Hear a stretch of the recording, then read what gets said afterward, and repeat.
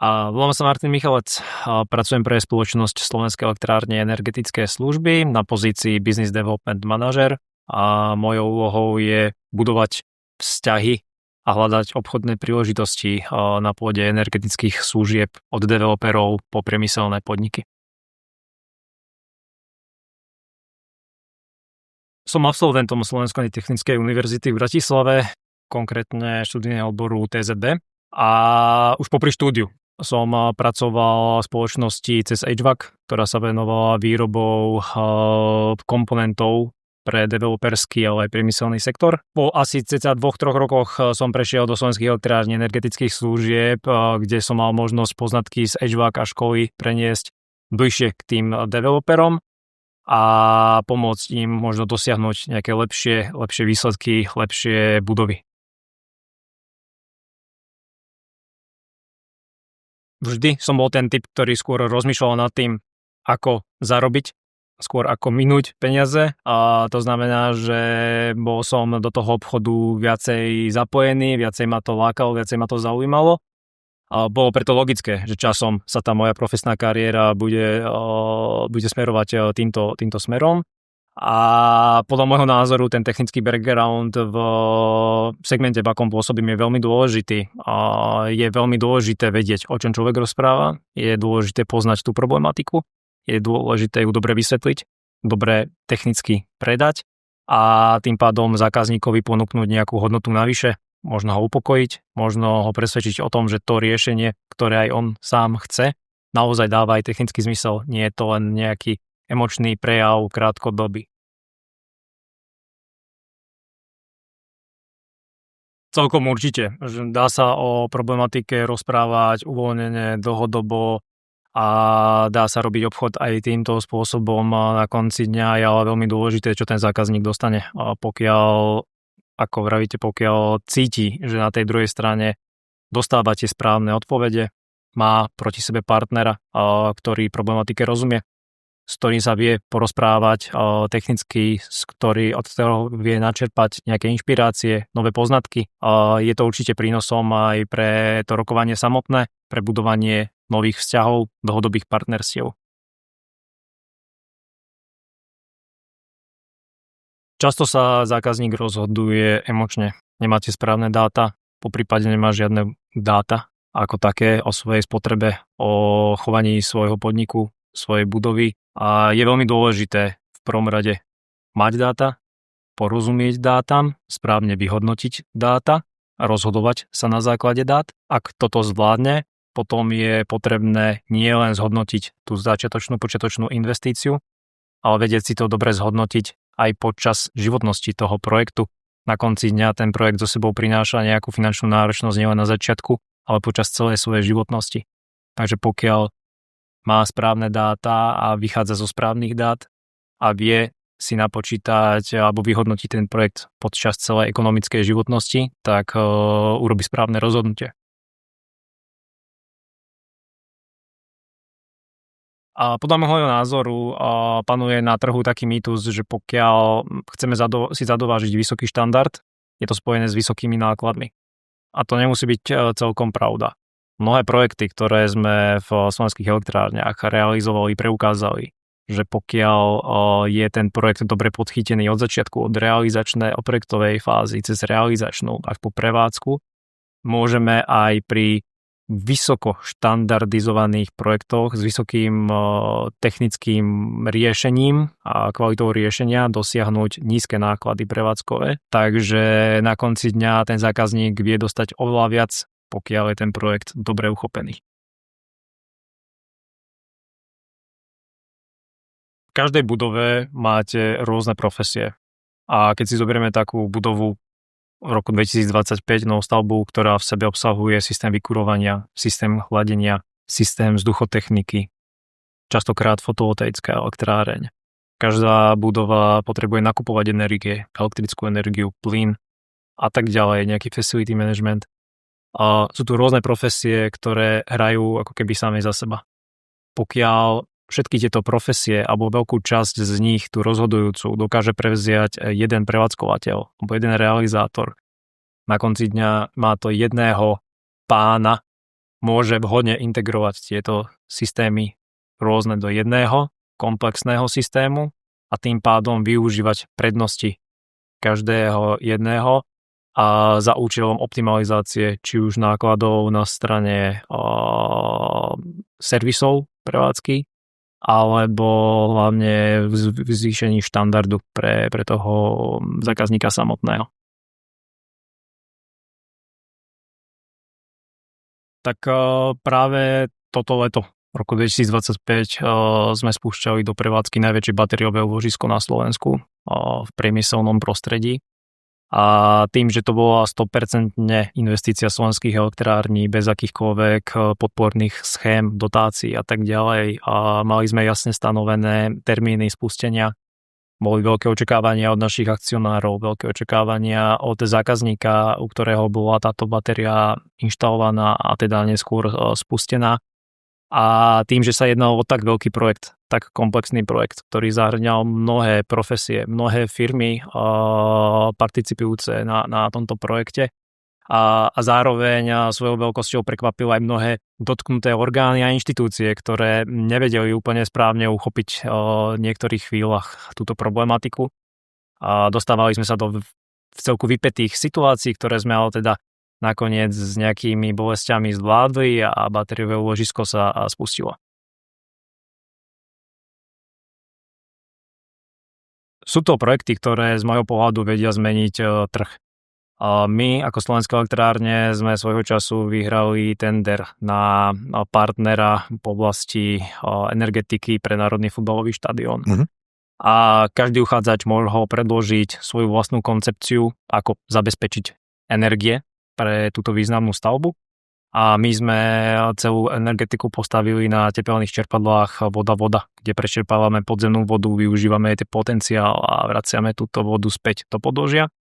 A bola to technológia, ktorej mnohí partneri, dodávateľia a odborná verejnosť neverila. Nebola to bežná technológia, nemali s ňou skúsenosti. Nakoniec sa preukázalo, že ten projekt funguje výborne. Dneska sa hovorí o najzvanejšom štadióne v Európe a je to projekt, ktorý významným spôsobom dopomohol tomu bratislavskému trhu, aby iným spôsobom nazeral na problematiku tepelných čerpadiel a dnes sa tieto technológie objavujú v mnohých projektoch. V roku 2030 ja verím a pevne dúfam, že každá jedna budova, každý jeden podnik si vezme za svoje meranie dát, pochopí, aké dôležité je merať každú jednu veličinu a neostáť len pri fakturačnom meraní komodity smerom von, ale bude zodpovedne merať a zbierať svoje dáta aj v rámci svojej prevádzky, na základe ktorých by sa vedel oveľa lepšie rozhodovať, robiť oveľa lepšie úsporné a dekarbonizačné riešenia. A tiež predpokladám, že zásadným spôsobom ovplyvní developerský a aj súkromný sektor zavedenie ETS 2. Tým pádom bude oveľa väčší tlak na implementáciu obnoviteľných zdrojov energie a tam sa v tom roku 2030 myslím, že celý trh posunie a uvidíme riešenia, ktoré dnes ešte nie sú úplne bežné, pretože ten trh nie je do týchto riešení dotlačený. Podľa môjho názoru všetky veľké dekarbonizačné projekty v priemyselnom sektore. Dnes priemyselní zákazníci nepovažujú cenu energií za tak významnú, a nie tak významnú ako počas energokrízy, ktorú sme tu mali pár rokov nazad, kedy tie ceny elektrické energie a plynu boli naozaj príliš vysoké. Napriek tomu si myslím, že v krátkej budúcnosti sa to opäť zmení a zákazníci tohto typu budú nútení dekarbonizovať svoju výrobu a svoju prevádzku oveľa razantnejšie. A tým pádom budú aj aplikovať do svojich riešení veľké priemyselné tepelné čerpadlá napríklad, alebo nové formy akumulácie tepla a chladu.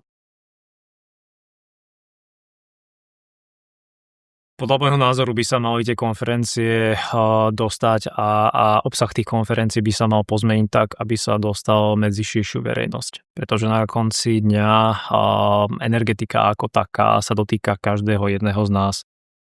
Či už pracujete v nejakej budove, ktorá na vás vplýva svojim vnútorným prostredím, alebo sa pozrieme len na každého jedného z nás príbytok a náklady na energie, vykurovanie, chladenie, elektrickú energiu. Podľa môjho názoru každý jeden z nás by mal pochopiť, za čo vlastne platí, prečo toľko platí, aké technológie by mohli dopomôcť k tomu, aby možno platilo menej a čo preto spraviť, aby tie technológie vedel správne využívať.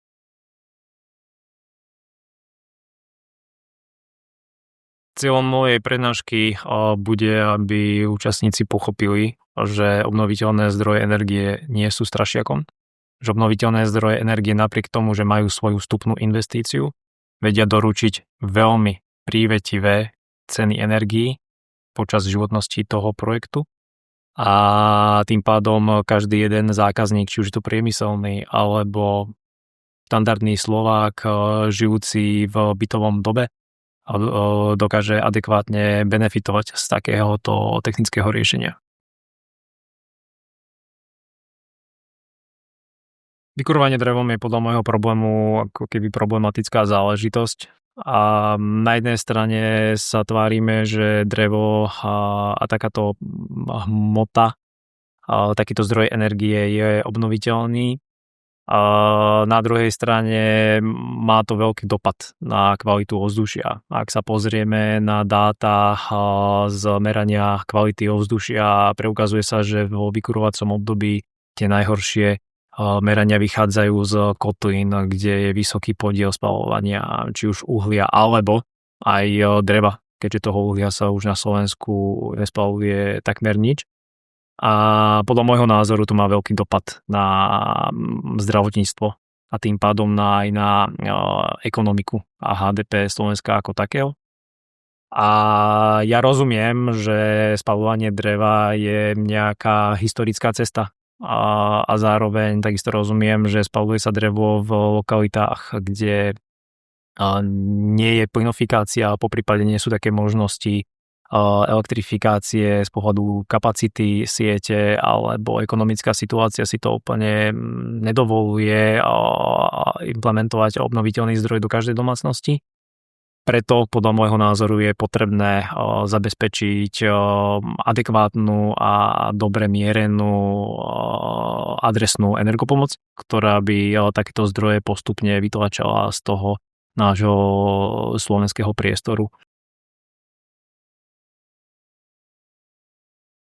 Nemyslím si, že toto úplne vstupuje možno čiastočne do tej metodiky. Ono každý nosič energie, či už je to drevo, biomasa, elektrická energia, plyn, uhlie, je definovaná tzv. Faktorom primárnej energie. A ten faktor primárnej energie je dôležitý pre energetickú certifikáciu budovy. A čím je faktor primárnej energie nižší, tým je jednoduchšie dosiahnuť požadovanú úroveň certifikácie toho daného objektu. No a tento faktor primárnej energie, tá metodika za nimi je relatívne komplikovaná, ale uvažuje sa tam aj s tým, ako je ten energetický nosič ťažený, vyrábaný, ako je dovážaný, ako je dovážený, ako je využívaný a tak ďalej. A ak sa nemýlim, drevo má faktor primárnej energie 0,2 a elektrická energia 2,2. To znamená, že drevo biomasa je z tohto pohľadu považovaná za oveľa lepší a čistejší zdroj ako elektrická energia. To sú tie dva rôzne pohľady, že mohli by sme si tu oponovať toho, že elektrická energia, aký je energetický mix Slovenska a z čoho je tá elektrická energia vyrábaná, či je jadro OK alebo nie je OK. My ako elektrárne hovoríme, že je OK a hovoria to aj odborná verejnosť. Zase tí, čo sú fanúšikovia dreva, tak hovoria, že presne to vyrastie. Tie lesy nám tu dorastú. Ale na konci dňa si treba povedať aj to, že koľko dreva by som ja musel spáliť, aby som vyrobil toľko energie, ako vyrobím z jadrovej elektrárne. a koľko tých emisí tuhých častíc a čo to spraví s klímou a ovzduším, keby som toľko dreva pálil a čo spraví s tým tá jadrová elektráreň. Takže podľa nášho názoru toto nie je dobré nastavenie a je to nastavenie, ktoré vyplýva z nejakých odborných diskusí, ktorých súčasťou bol nevieme kto. V každom prípade takto je to nastavené a tá elektrická energia v celku na to trpí a my veríme, že sa časom tieto koeficienty prepočítajú aj vzhľadom na to, že sa na Slovensku odstavili Nováky, Vojany, čo boli posledné uholné elektrárne. Takže je logické, že by sa mal ponížiť podľa nášho názoru tento koeficient. Celkom jednoznačne je to dekarbonizácia. Tá dekarbonizácia tu už je, či sa nám to páči alebo nepáči, a tou cestou sme sa vydali a dekarbonizovať budeme. Otázka je, že ako budeme dekarbonizovať, či je to náhrada fosílnych palív, čo je tá ideálna dekarbonizácia, alebo znižovanie spotreby, čo ja takisto považujem za dekarbonizáciu. Takže ja tak zvyknem hovoriť, že najlacnejšia a najčistejšia energia je tá, ktorá sa nespotrebuje. Že čím väčšia, tým lepšia. Že čím väčšia, tým lepšia. Poznať svoje dáta. Dekarbonizácia. Fotovoltika. Komfort. Manažment dát. Prevádzka. Ľudia. Pamätám si projekt, jeden z mojich prvých väčších, keď som trochu nestíhal, možno by som to nazval zlyhal a kontrolný deň nedopadol dobre. Všetci sa na mňa pozerali veľmi škaredo, aj sa trochu kričalo a ja som to bral veľmi, veľmi ťažko a veľmi osobne.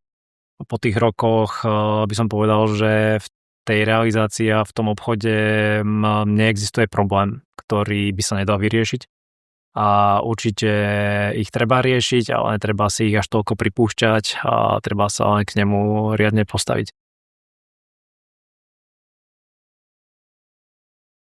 To je vlastne na konci dňa ktorýkoľvek projekt, ktorý reálne dosiahne svoje projektované úspory. A ak sa projekt podarí v zmysle, že prebehne technicky správne a naplní svoje ekonomické očakávania, je spokojný zákazník, je spokojný aj realizátor, teda v tomto prípade my, tak myslím, že sa projekt dá považovať za úspešný a že naplnil svoj účel. Aby ľudia pochopili, že vysoký štandard, napríklad aj formou obnoviteľných zdrojov energií, nemusí automaticky znamenať aj vysoké prevádzkové náklady, práve naopak. Celkom určite ja predpokladám, že mnohí z účastníkov si uvedomia, že tá budúcnosť je tu, že obnoviteľné zdroje energie a dekarbonizácia prebiehať bude a že nemusí byť taká drahá, ako mnohí odporcovia týchto technológií tvrdia. Jednoznačne zbierať dáta. To je stále o dátach a o správnom rozhodovaní sa. Ak hovorím o zbere dát, tak ja primárne sa snažím poukázať na tých priemyselných zákazníkov a v tom štandardnom ľudskom živote a v tom svojom dome, byte, dnes všetci používame smart spotrebiče, smart zásuvky a všetko si po vlastnej trase vieme stiahnuť do mobilu a vyhodnotiť, koľko čo spotrebovala energie a nejakým spôsobom sa rozhodovať, ale tam nie sú tie úspory až také zásadné, aby boli adekvátne možno vynaloženému času. Je to skôr otázka pre ľudí, ktorých to zaujíma, ktorí sú nadšenci A ak sa bavíme o tých priemyselných procesoch, veľmi často sa na Slovensku stáva, že tie podniky sú veľmi, veľmi mizerne narábajúce s dátami. V zmysle poznajú svoj fakturačný merač, elektromer, fakturačný plynomer na plyn, možno vodomer na vodu. A tam to všetko pre nich končí. Oni ale nemajú dáta, podružné merania na jednotlivých zariadeniach chladu. Nevedia, ktoré zariadenie spotrebuje elektrické energie. Nevedia, ktorý kotol spotrebuje koľko plynu. Nevedia, kde sa im po trase stráca voda a tak ďalej a tak ďalej. Takže oni nevedia vyhodnocovať jednotlivé časti tej svojej internej energetiky. A pokiaľ vy neviete vyhodnocovať jednotlivé segmenty tej energetiky, tak neviete spraviť ani opatrenia. Ťažko sa vám bude hľadať tá chyba v systéme, kde vám tá spotreba kolíše, kde vám tie peniaze unikajú, keď sa máte čoho chytiť. Preto aj my v slovenských elektrárniach veľmi často v tých projektoch v prvom kroku a niekedy aj na naše náklady inštalujeme merače, aby sme zistili, ako sa tá prevádzka skutočne správa a akým spôsobom by sme tomu zákazníkovi vedeli pomôcť. A akým zákazník nepochopí, že musí mať merania, tak sa nikam nikdy nepohneme.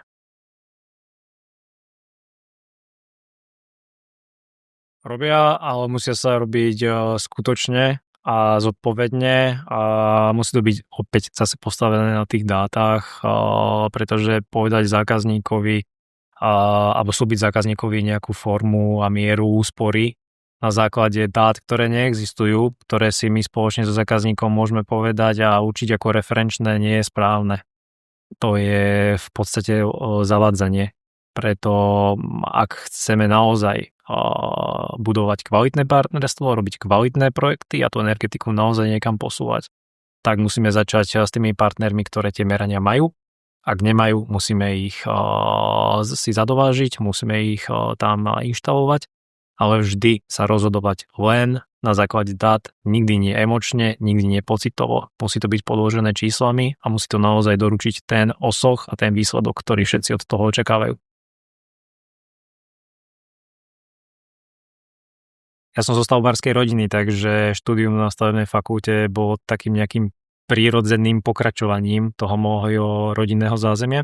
A moje bakalárske štúdium bolo veľmi všeobecné. Ja som študoval pozemné stavby architektúra, ja to volám gymnázium na stavebnej fakulte a po skončení bakalárskeho štúdia bolo potrebné si rozmyslieť, aké bude to inžinierské a tam som vyhodnotil, že katedra TZB a tieto technológie majú budúcnosť. To bol rok 2014, myslím, a už vtedy začali prvé obnoviteľné zdroje a to bolo ako keby to zaujímavé.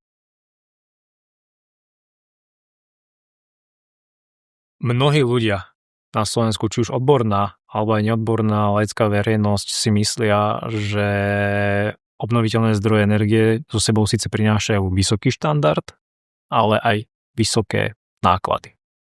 A cieľom tej mojej prednášky je poukázať na to, že nie, že vieme ako Slovenské elektrárne doručiť projekty a ich aj doručujeme, kde poskytujeme vysoký štandard, vysokozelené riešenia s cenami tepla a chladu hlboko pod úroveň trhu.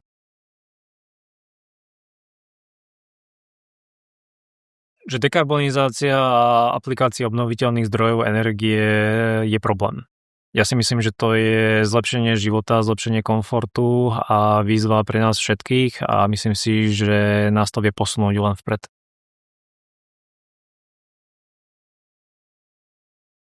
Podľa môjho názoru sú to v zásade dva problémy. Prvý problém je vstupná investícia, ktorá je často riešiteľná cez rôzne programy alebo rôzne schémy, ktoré poskytujú spoločnosti ako napríklad Slovenské elektrárne. A pozerajú sa na to cez tú vstupnú investíciu a nevedia si alebo nechcú si úplne dopočítať to, čo je za tým, tá úspora, ktorá vychádza z prevádzky a ten zvýšený komfort a zníženie starostí, ktoré sú s tým späté. A druhý problém, ktorý vnímam, je, že množstvo firiem, hoď sú úžasnými expertmi v problematike, v ktorej pôsobia, si myslia, že energie sú tak jednoduchá záležitosť, že to zvládnu sami. Preto si často riešenia snažia vytendrovať alebo vysúťažiť po vlastnej osi medzi viacerých dodávateľov, medzi viacerých partnerov, pričom na konci dňa sa ukazuje, že pokiaľ to nemá jedného integrátora, jedného pána, tie systémy medzi sebou nefungujú správne a hoď máte výbornú technológiu, môžete mať aj dáta, môžete to mať aj dobre zrealizované, pokiaľ to spolu nehrá a nemá to jednu protistranu, tak to nemusí fungovať dobre a nemusí to doručovať tie výsledky, tie očakávania, ktoré boli na stole. Často si investori myslia, že čím viac, tým lepšie. A živým takým príkladom je, inštalujme fotovoltiky toľko, koľko sa na strechu zmestí, veď mám na to peniaze, poprípade mám na to dotáciu, prečo by som to nespravil. Ale tá slovenská reália ukazuje, že ideálne inštalovať toľko, koľko sa v tom odbernom mieste spotrebuje a zmysluplne spotrebuje. Čokoľvek nad rámec vyrobené alebo uskladňované vo svojej podstate kazí biznis model, kazí návratnosť a tým pádom aj kriví ten výsledný pocit z toho projektu. Ja veľmi dlho pracujem s developermi, sú to roky vlastne od začiatku toho môjho pôsobenia v slovenských elektrárniach a sú projekty, developerský sektor je na Slovensku veľmi náročný, povolovacie procesy sú veľmi dlhé a sú projekty, na ktorých s developermi pracujem 6-7 rokov a nedostali sa ešte stále do výstavby.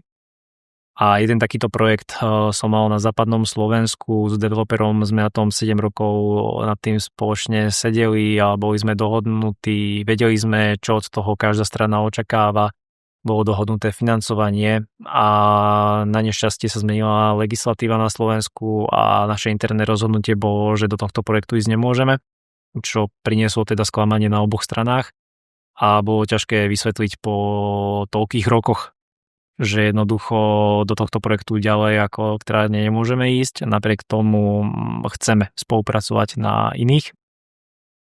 Takže tak sa aj stalo, bohužiaľ projekt sme nespravili a ja verím, že sa stretneme zase niekedy na budúce a spravíme taký projekt, ktorý naša legislatíva povoluje.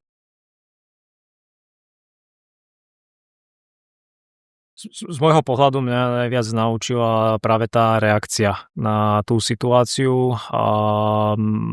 Pre mladého človeka sa veľmi ťažko znáša kritika, hoc je oprávnená, ťažko sa s tým pracuje, vždycky to poprvýkrát je to najťažšie, ale roky skúsenosti teda ukázali, že ako sa vraví, žiadna kaša sa nie je taká horúca, ako sa navarí.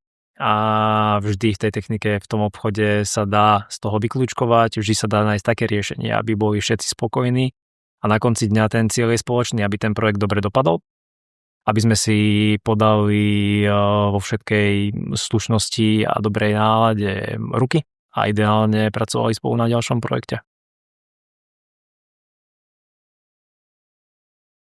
Podľa môjho názoru taký spoločný prínos je networking a prenášanie si know-how. A my v slovenských elektrárniach si myslíme, že máme zaujímavé know-how, ktoré vieme posunúť našim partnerom a potenciálnym partnerom. Máme za sebou projekty, o ktorých chceme rozprávať a vieme rozprávať. A zároveň od tohto summitu očakávame networking, možno načerpanie novej inšpirácie, nových riešení, projektov, ktoré sú pred nami, možno vylepšenia tých, ktoré už prevádzkujeme. Celkovo je to o networkingu a o zdieľaní know-how.